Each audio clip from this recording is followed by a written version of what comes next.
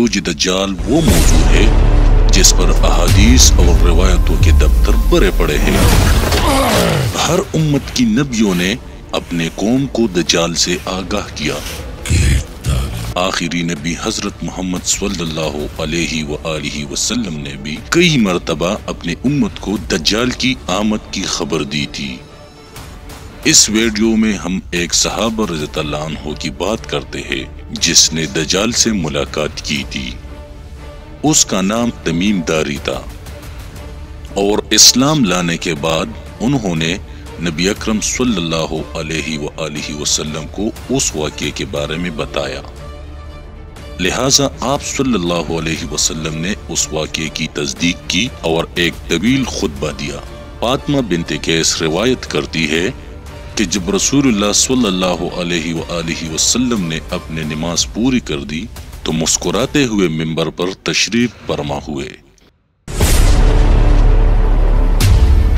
ناظرین گرامی، مسلم شریف کی حدیث پاک ہے کہ ایک دن نماز کے بعد نبی کریم صلی اللہ علیہ وسلم نے سب کو روک لیا اور آپ منبر پر تشریف فرما ہو گئے اور فرمایا، میں نے تمہیں اس بات کے لیے جمع کی کہ تمیم داری پہلے نصرانی تھا، وہ آیا اور مسلمان ہو گیا اور مجھ سے ایک قصہ بیان کرتا ہے، میں اس سے خوش ہوا، میں چاہتا ہوں کہ تم سے بیان کروں جس سے تم کو میرے اس بیان کی تصدیق ہو جائے گی جو میں نے کبھی دجال کے متعلق تمہارے سامنے ذکر کیا تھا۔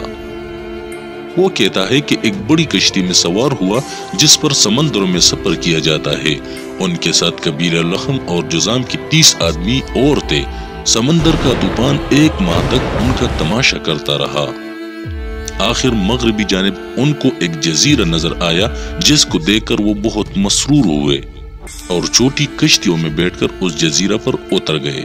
ہم نے وہاں ایک گرجا دیکھا جس میں سے ایک آدمی کی آواز آ رہی تھی۔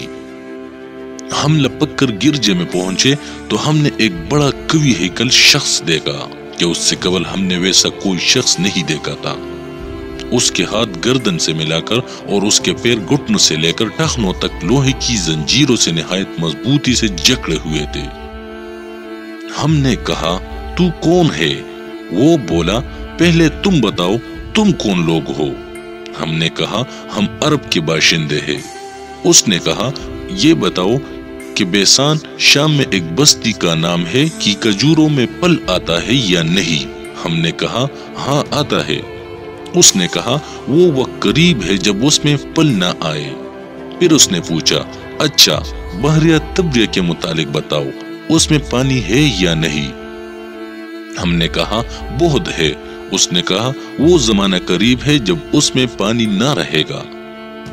پھر اس نے پوچھا، زور شام میں ایک بستی کا نام ہے کہ چشمہ کے متعلق بتاؤ، اس میں پانی ہے یا نہیں؟ اور اس بستی والے اپنے کھیتوں کو اس کا پانی دیتے ہیں یا نہیں؟ ہم نے کہا، اس میں بھی پانی بہت ہے اور بستی والے اسی کی پانی سے اپنے کھیتوں کو سیراب کرتے ہیں۔ پھر اس نے کہا، اچھا نبی الامیین کا کچھ حال سناؤ۔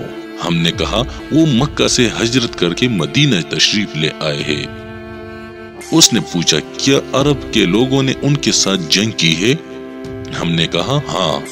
اس نے پوچھا، اچھا پھر کیا نتیجہ رہا؟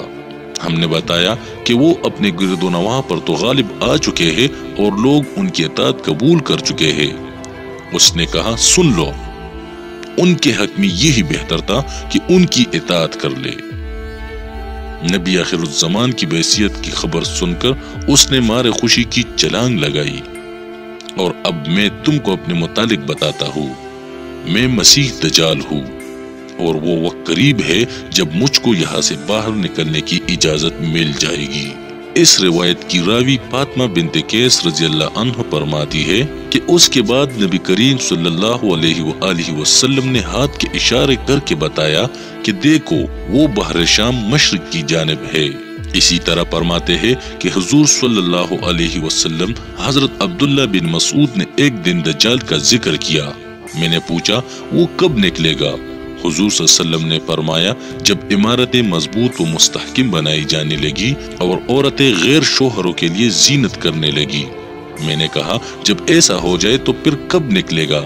فرمایا جب تجارت کرنے والے جھوٹ بولنے لگے اور لوگ زنا وغیرہ گناہ کرنے لگے۔ میں نے پوچھا جب ایسا ہوگا تو کب نکلے گا؟ ارشاد فرمایا جب میری امت نبیس کے بجائے شراب کو حلال سمجھنے لگے اور سود کو خرید و فروخت کے بدلے اور زنا کو نکاح کے بدلے حلال سمجھنے لگے، اس وقت دجال کا خروج ہوگا۔ امام زرقانی لکھتے ہیں کہ دجال ایک ایسا فتنہ ہے کہ جیسے اللہ پاک نے تب پیدا فرما دیا تھا کہ جب حضرت آدم علیہ السلام جنت سے نکالے گئے تھے، یہ بھی بنا ماں باپ کے پیدا کیا گیا ہے۔ ناظرین گرامی، نبی کریم صلی اللہ علیہ وآلہ وسلم نے فرمایا کہ جس نے سورہ کاف کی ابتدائی 10 آیات حفظ کر کے ان کا ورد کرتا رہا تو وہ دجال کے فتنے سے محفوظ رہے گا۔ اللہ تعالیٰ سے دعا ہے کہ اللہ تعالیٰ ہم سب کو اپنے نیک بندوں میں شامل کرے، آمین یا رب العالمین۔